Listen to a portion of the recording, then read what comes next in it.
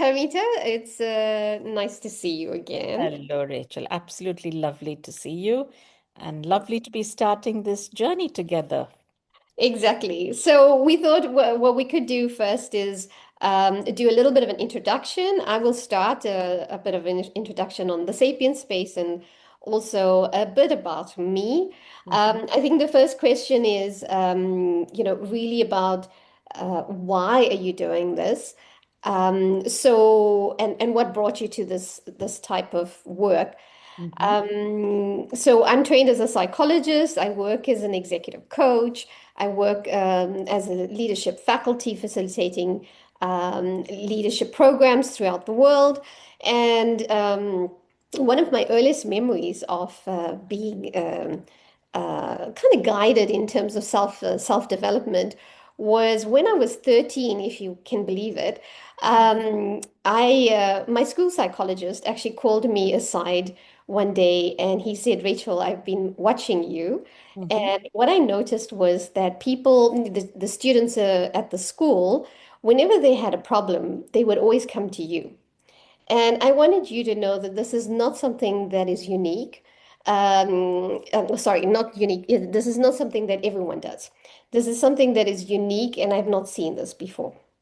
And I was quite surprised because I thought everyone does this, right? And he said, I think that you would be great as a psychologist. And this was when I was 13 years old. So it was quite a surprise to me when I had experienced it because I just helped everyone. I saw people. And whenever they were, in need, I was always there to be able to empathize and to be able to give them some guidance. So this is something that shaped me, and also I think it's really important to be able to understand some of the things you think are easy for yourself, that can actually be a strength that you don't realize is a strength, right? So this was something that was really impactful for me. Obviously, I became a psychologist, and I started working in HR and worked also as a consulting psychologist. And one of the key things that I did was within a 45-minute session, I would analyze, of course, the assessments that people have gone through for leadership and give them some feedback on why they didn't get the role or what they need to do to develop further, talking about their strengths and development areas. And of course, one of the questions that leaders always asked me was, what do I need to do to develop further? And within a 45-minute session, I could never give them enough information to be able to say, these are the things you should be doing.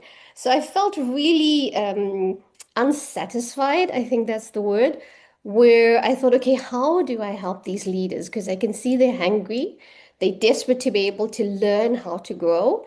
And this is when I added coaching to my repertoire.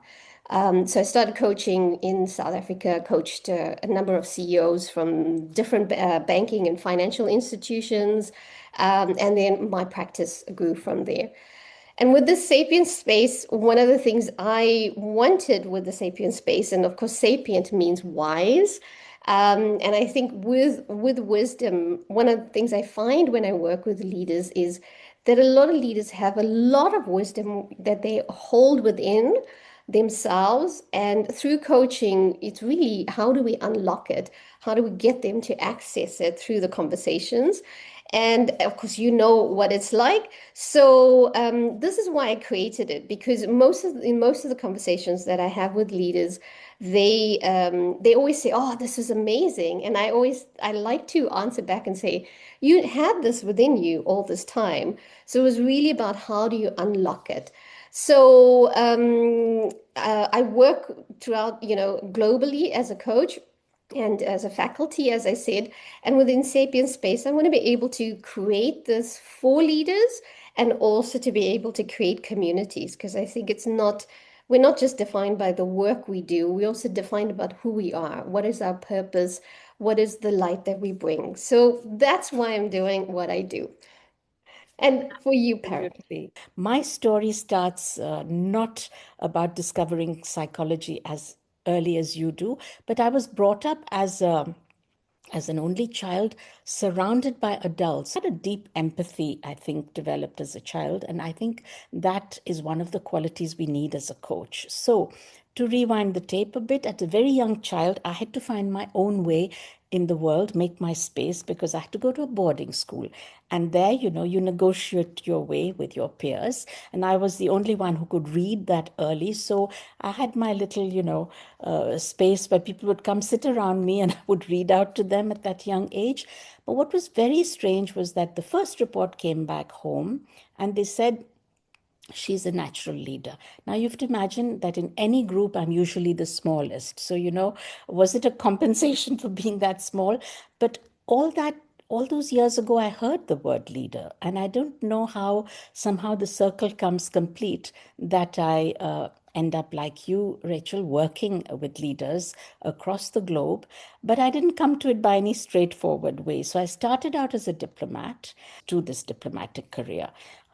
Unfortunately, we see, diplomacy is not really at its best right now, because we see the state of the world. And I kind of left quite early because there's the diplomatic side of the work, but there's also the heavy duty process driven procedural work. And I kind of felt I'm not a great fit for any bureaucratic kind of organization. So I left. So I put out my knowledge and experience in the marketplace and helped, countries in the Asia Pacific, which were really on the rise in the 80s, to shape their strategic partnerships, or first of all, communicate well with the EU institutions till they became strategic partners. So that was what I did as my second career.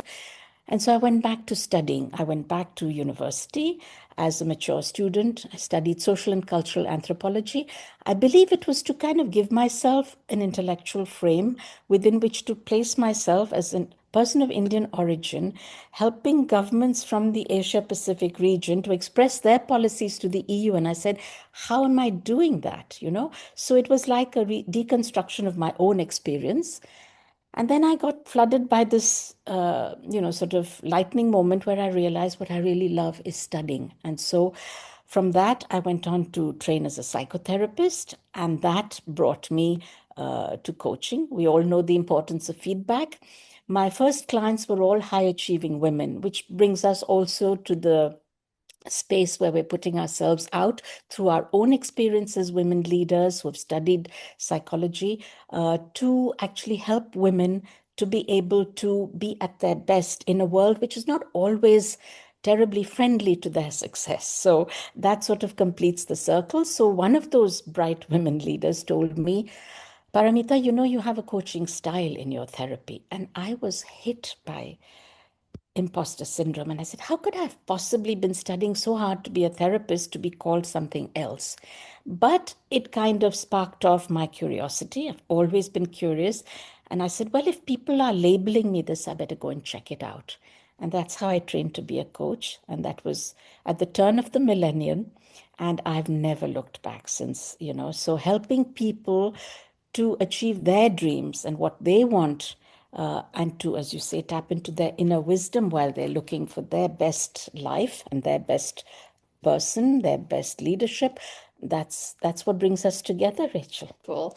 I love the introduction. And of course, we're looking forward to working with women to be able to find that space and to be able to grow and weave in different parts of themselves that they didn't know about themselves. And feedback, you mentioned quite a few wonderful words like feedback and wisdom and curiosity, and connecting with other people. So we're looking forward to be able to do that within this space.